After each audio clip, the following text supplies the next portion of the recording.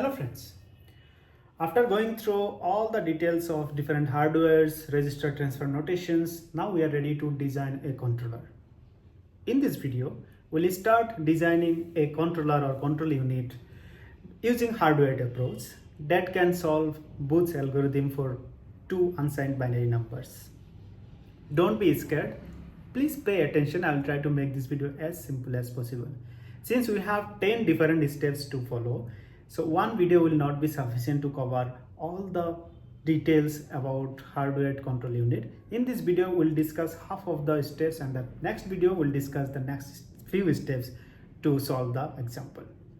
Let's start the video. Control unit whenever we talk about hardware approach in this video. So let's start the pros. Actually, whenever you are asked to design a control unit, I'm talking about hardware approach to design any control unit, you have to follow 10 different steps for that. So you have to remember all the 10 steps. Since all these 10 steps I will explain in detail, and I don't think it would be a good idea to make a single video to explain all these 10 steps. So I will have a second part of this hardware approach also. This is in this first part I will try to cover the half of the steps, and in the second part I will try to cover the next half of the process, because all these tasks I will explain in very detail. Fine. So there are 10 different tasks. So I don't want to waste your time by reading all the tasks or all the steps one by one. Rather than what I will do, I will take a task, I will explain, then I will go for the next one and so on. Fine. So let's start with the task 1 or the step 1. Whenever you are designing a hardware using hardware approach, wherever you are designing a control unit using hardware approach, what is the first step you have to follow? The first step is called task definition. Means whatever task you are performing with your control unit, why you are designing your control unit, it should be very clearly defined. Fine. You should know very well prior to design the control unit that what you are actually going to perform, why you are designing the control unit. Fine. For simplicity, we are taking an example of Booth's algorithm, which we have already discussed in our previous videos, right?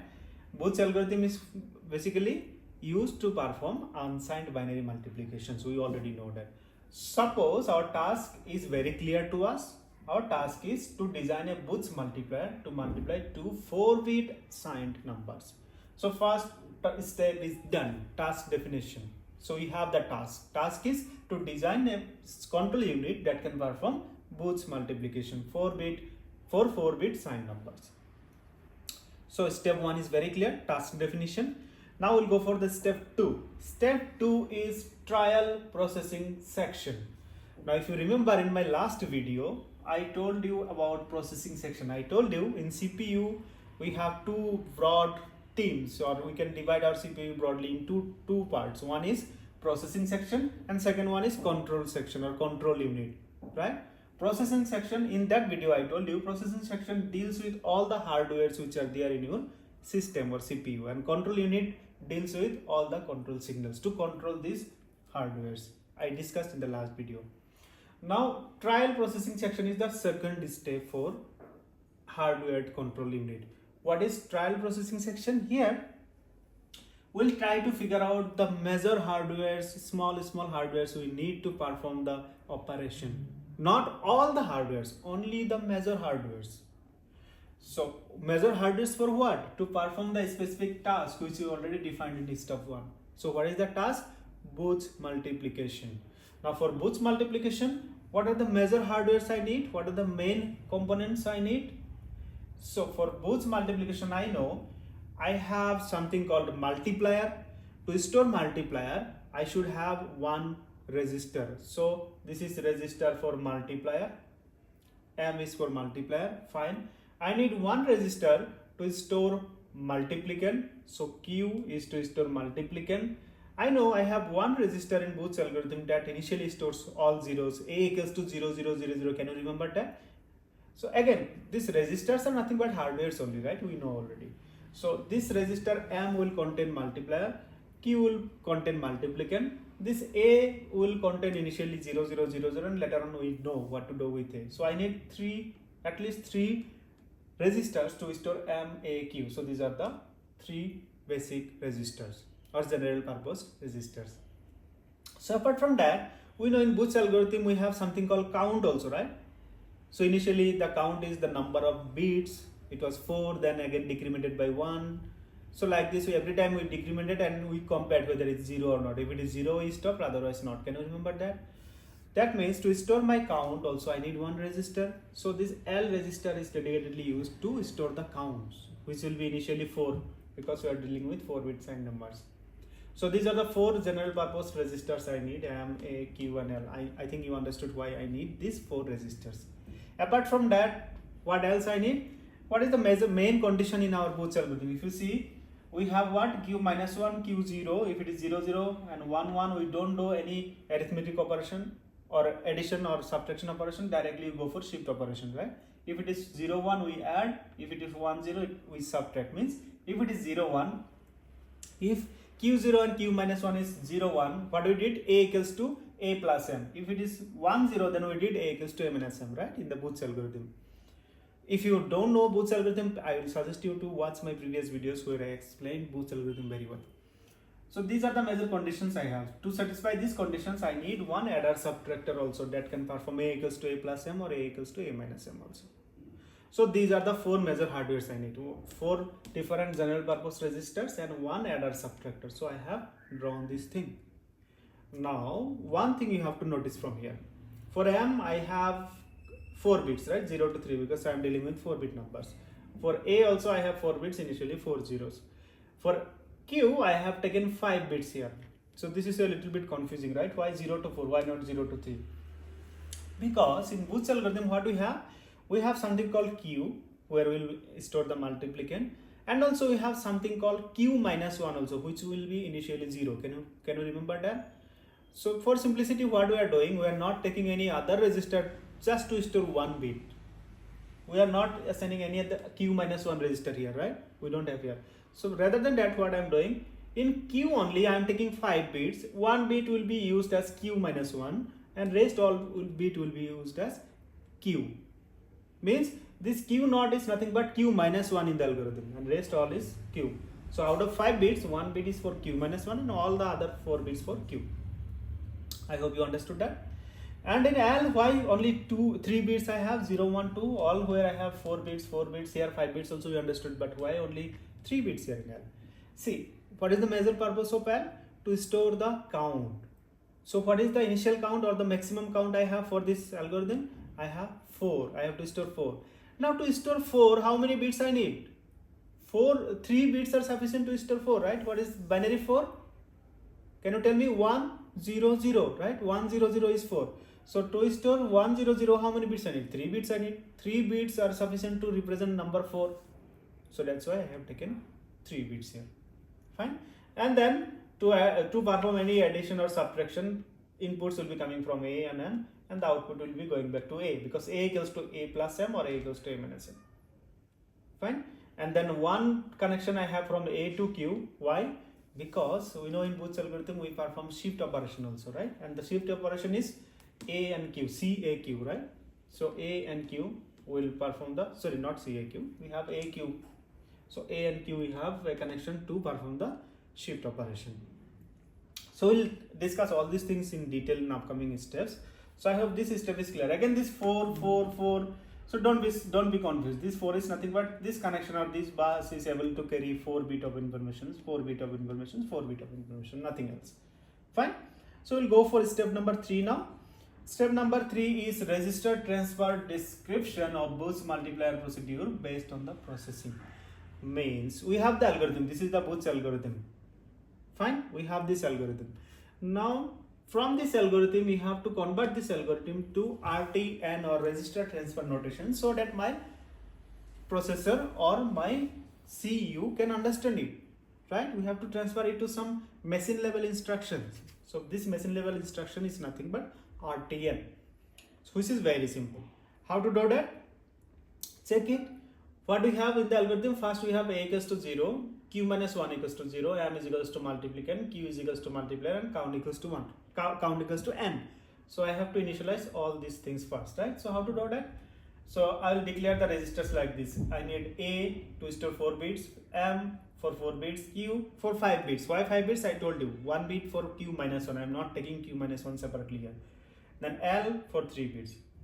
Then buses, how many buses I need? For in bus, again 4 bits, out bus also 4 bits. Fine. So start. So here I am starting my algorithm. In start, what I will do? A equals to 0, M equals to in bus, means whatever input you have, you put it M, then L equals to 4.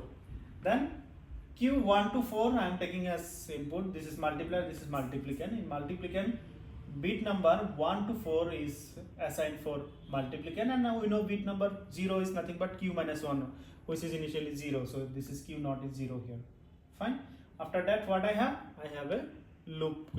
My loop is started here. In loop, what I am checking? Whether my Q of 1 0 is 0 1 1 0 or 1 1, right? If it is 0 1, if it is 0 1, then I will do A plus M, right? If it is 0 1, I will go to add. So what is my add? Add equals to A equals to A plus M. Fine. After A equals to A plus M, I will come here, and what I will do? Arithmetic shift right, A Q and Q minus 1. So I will go to right shift. What is my right shift? I will come to that. Before that, I will check one more condition. If it is 1 0, then I will go to sub. What is my sub? A equals to A minus M, and go to right shift. For 0 0 and 1 1, no need to do anything. Directly I will go to right shift, right? So that's why if these two conditions are not satisfying, then I will directly go to right shift. So what is my right shift? This one, ASR, arithmetic shift right, A and Q. A dollar symbol Q means A and Q you have to concat, means both together you have to shift one by one, right? Not one only A or Q. And then we'll do L equals to L minus 1, count equals to count minus 1. Fine. Then we'll check whether count is 0 or not. If it is greater than 0, then I'll go to loop again. So I'll perform the operation again and again until and unless I get L equals to 0. I hope this algorithm is clear for you. This is how you have to write all the steps in RTN, and this is not difficult. Just you have to practice once or twice. That's it. Fine. Now one more thing you have to know. Once everything is done, the output will be what? A and Q, right? In Booth's algorithm, the output was AQ. So here in Q also not everything, 1 to 4, because Q0 is nothing but Q minus 1. So Q minus 1 we won't consider as a result. So AQ together will give you the result. Now one more thing, if you see here, we have one more step here called halt, which is not mentioned in the flowchart. This will be there by default. Halt is the last step of my algorithm, where my result will be keep circulating there in that. Suppose this is halt. So this is the step. Your result will be keep looping there in halt only, keep looping. So it will be there for infinite time. It will be there looping infinite time in that step only, until and unless you stop it or you restart the system. Your result will be stored in halt, and it will be keep looping. It's a unconditional branching or unconditional looping, right? Without any condition, it will be looping inside halt. I hope you understood this. So step 3 is very simple. Step 4 is simpler than step 3, I will say. In step 4, validate the algorithm by using trial data. So I think these practices we have already done in the previous classes. Just put some random values, put some random multiplier, take some random multiplicand, some signed number you take, and then you follow the algorithm and you verify whether your algorithm is giving you a correct result or not. Obviously it will give a correct result, we have already seen. So this is nothing but Booth's algorithm steps, how to perform the multiplication. Just validate once whether it's working fine or not. Fine. Next we will go for step 5. Step 5 is processing section, includes GPRs, 4-bit adder, subtractor, tri-state buffers. Now in step 5, in step 2 we have seen the trial processing section, where we had the major types of hardwares like resistors and adder, subtractors. Here in step 5, all those hardwares we'll see in detail. In GPR or general purpose registers, how it looks like. Adder, subtractor, how it will work. We'll see all this here. GPR is nothing but general purpose registers. Say, this is the diagram for general purpose register, block diagram I will say. This is how it looks like. In every GPRs, we have 4 switch lines, 4 input lines or 4 switch line you can say. One is for C, L, R, D. So you have to remember, for all the GPRs, general purpose registers, I will have 4 different input lines like this, C, L, R, D. Now this sequence can be anywhere. It can start with L also, LCRD or DRLC. The sequence can be anything, but these 4 inputs should be there in your registers. Now what is C, what is L, what is R, and what is this? C is nothing but clear. If you want to clear your resistor, you have to put one signal to C. The signal will be 1. If C is 1, then you have to clear, means you are clearing the resistor. Whatever there inside your resistor, it will be erased. Fine. When C is 1, all other is 0, means clear. Next is L. L is for load. If you want to add some data to your resistor, you have to put it 1 so that your resistor is ready to take some input. L is load. So if L is 1, all other is 0, means your resistor is ready to take some input from external users. Then R is for write shift. If you want to perform some write shift, put it 1, all other 0. Fine. Then we have D also. If you put 1 in D, means decrement by 1. So whatever value there inside your resistor, whatever data is there, it will be decremented by 1. You understood that? The functionalities of CLRD. I told you this can be of any sequence, but you have to notice that if you want to load, then L should be 1, no matter whether it's up, down, wherever it is, it should be 1. So apart from that, we have a master clock. So this clock will be used to track all the timing and all, how much time it's taking to perform the operation and all. And then we have a serial input. This serial input line will actually help you to put the input to your resistor. Say you have L equals to 1, means your resistor is ready to take some data from the user. Now from where you will give this data, or from where you will give this input? Through this input line. Fine. Whatever data you want to insert, or whatever data you want to put, you have to give through this input line only. So this is how your GPR looks like. Fine. So I hope GPR is clear. Next is one small hardware called tri-state buffer. In my previous lecture also I told you about tri-state buffer. In digital system also you will get it. Tri-state buffer is nothing but like a switch, I told you. So whenever you are transferring something from one point to another point, most of the times we put one tri-state buffer inside so that it will decide whether I shall transfer or not. So it's not every time you are transferring from X to Y. If you don't put tri-state buffer, means whatever you are putting X, it will directly go to Y. Tri-state buffer means it will decide whether it will be transferring or not. How? We have a control input here. If it is 1, means everything will be transferred. If control is 1, means Y is equals to X, means whatever there in X, it will be coming to Y, everything. But if it is 0, high resistance means there is a full resistance, nothing will be coming. It's like a switch. 1 means on, 0 means off. Fine. And then we have adder subtractor. Now in the Booth's algorithm, we have to perform both addition also and subtraction also. We know that. We have adder subtractor, we know.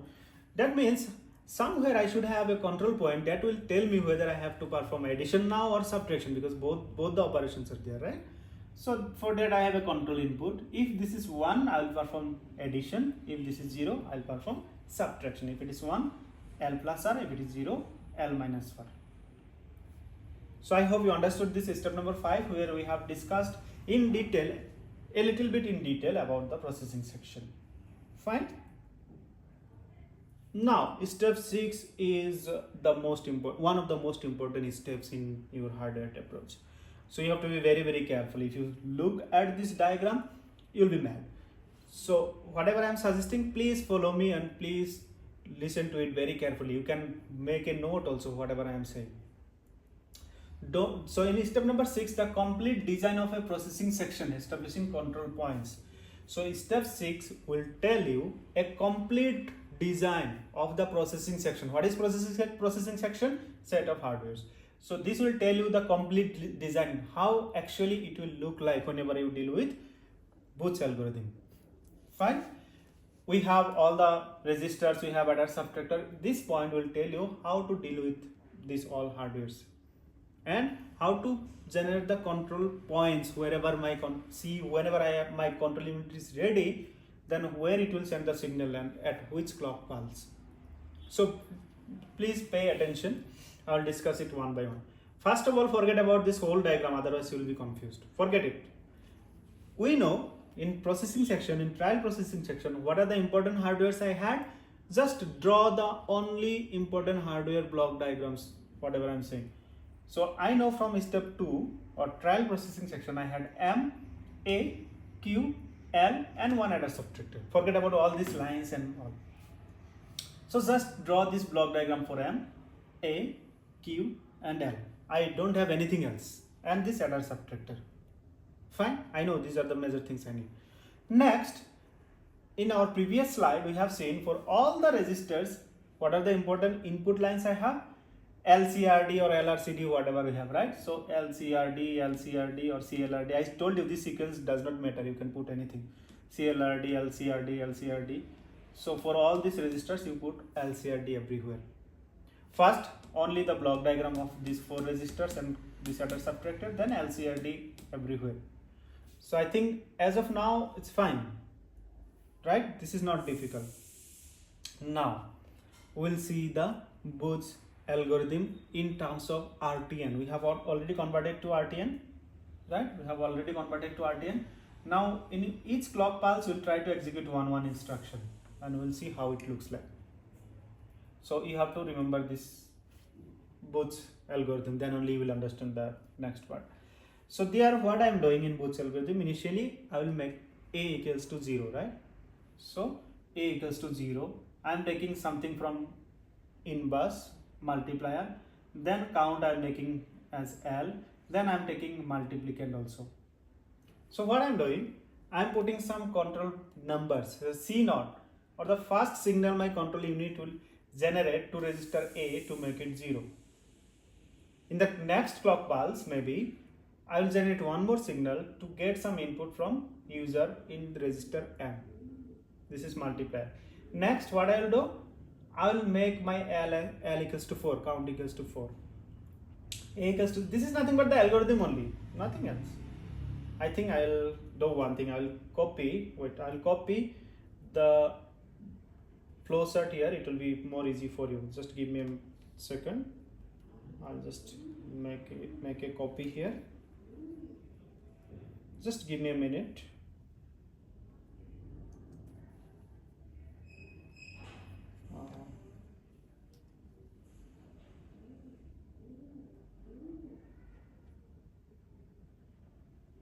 So what I will do is, I will just copy this to this slide, so it will be more easy for you to understand, I think.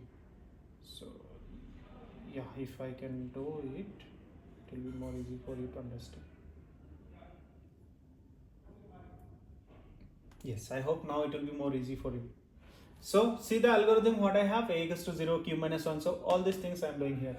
So in C0 I am making A equals to 0, in C1, so anyone you can do, in C1 you can do this also, but C1 I am taking a multiplicand to M, in C2 I am making L equals to 4, and C3 I am taking Q. So if you see here in Q I have 2 parts, right, 1:4 and 0. I told you this 1:4 is nothing but actual Q, this Q0 is nothing but Q minus 1. I am not taking any other register for Q minus 1, I told you, right. Then in C4 what I am doing, so I will come to this conditional statement. If I am this side or this side, I don't know. So either I can go for A equals to A plus M, or I can go for A equals to A minus M. Any one of this will work, right? So for straightforward, I am not considering any. So by default, I have to go. Then what I have to do? I have to do shifting L equals to L minus 1. So I will continue this again and again, and finally the result will be sent back to the users as A Q together. So outbus will be A Q. Please pause your video and try to relate this algorithm with this set of RTN and this control signal numbers. You will easily understand. If there is any difficulties, let me know in the comment section. I can repeat it again. Fine. So I have this hardwares, means GPRs, I have this LCRDs, I have this adder subtractor. Now I will try to put all these control signals to my hardware. Please listen it very carefully. If this step is clear, next step is easy only. So C0, where is my C0? Where shall I put the C0, or where will be my first control signal? It will be to my register A. So I'll come to register A. And what I have to do, A equals to 0. Means I have to clear my A. To clear my A, where shall I put the signal? In C line, C for clear, right? That's why C0 is assigned to this C of A. C0 is assigned to C of A, means clear. So I'm making it 0. C1, where my C1 shall go? To register M. So I'll go to register M. And where shall I go? I will take some input from user. So to take the input from user, I have to make L as 1, right? L for load. So C1 will be coming to this L, means load something from the user. Similarly, C2 will be going to register L, okay, L, and what I will do, I will make L as 4, means I will take the input, I will make L this in register L, the point number L, which is load, I will enable it with C2 so that I can make it to 4. C3, where I will go in Q, right? In Q, what I am doing, I am taking the input from the user. So again in C3 will go to Q, L, C3 in Q register, in point number L, I am having this C3, fine. And C4, where I will go in adder subtractor now, because I have to perform either L plus R or L minus R. So both I cannot have together, right? Or any one of the conditions will be satisfied. So either this or this. So C4, I am sending this control signal to my adder subtractor C4. C5 is where what I am doing here, whatever there inside F, means after performing A equals to A plus M or A equals to A minus M, here I am performing A plus M or A minus M, right? So finally I have to put it back to A so that it will become A equals to A plus M or A minus M. That means in C5 I have to load something to A. So in A, C5 will be in L. Then C6 is what? Arithmetic shift right A and Q. So I will shift right. What I will shift? A and Q. So what I will do in A and Q, I will enable which input line? Right shift, right? For right shift, which point is there? R. So if you see carefully, this C6 is assigned to R of A also, C6 is assigned to R of Q also at the same time. So C6, here also C6, because both I have to shift. Fine. So next what I will do, C7 equals to L minus 1. So which register I will go? To register number L. So we know we have a point called D which tells you or which perform decremented by 1. So I'll enable D7 to, I'll enable C7 to D input point of L. So if it is 1, that means I'll decrement it by 1. And then finally I will get output from out bus A. So where is my A? Here. So here I will get the output. So this output will be coming back here. So C8 and C9. If you see here, C8, first of all I will have to get the A. This is A, sorry, this is not A, this is Q. So from here I will get the A. So I have the tri-step buffer. I will enable here C8 that you send the data whatever you have. Right? If it is 1 means I will transfer all the data from A to Q. And similarly from Q also I need, from Q I cannot take everything, I told you. Q0 is nothing but Q minus 1. So of these 4 bits, so 1, 2, 3, 4 bits, I will send it to the user through this line. So this is how I will send. So I hope this is clear for you now, the connections and the control signals. The only thing is this, only remaining thing is this part, right? Everything I explained, this, everything I explained. Now what is this and what we are performing with this? If you see here what I am doing, L is having 3 bits, right? It's a number from 4, 3, 2, 1, and all these 3 bits, whatever they are in L, I am putting as output, I am putting as input of another AND gate, but using NOT gates everywhere. Fine. That means whenever my L equals to 0, means 0, 0, 0, my count, if my count is 0, what I have to do? I have to stop my algorithm, right? So if it is 0, 0, 0, I shall have someone who will tell my guide my control unit that you have to stop now because the count is 0, right? For that I am using this small hardware and get with all NOT connections. Means if L equals to 0, 0, 0, 0 will come here, it will become what? 1, right? Actually when your count is 0, Z will become 1. So when your Z is equals to 1 means you have to stop it. It will indicate that your Z is 1, so stop your algorithm. So these are the 6 steps we discussed today. In the next video, we'll discuss 4 more steps. So I hope you like the video. If you have any comments or any queries, you can put it in the comment section. Thank you for watching the video.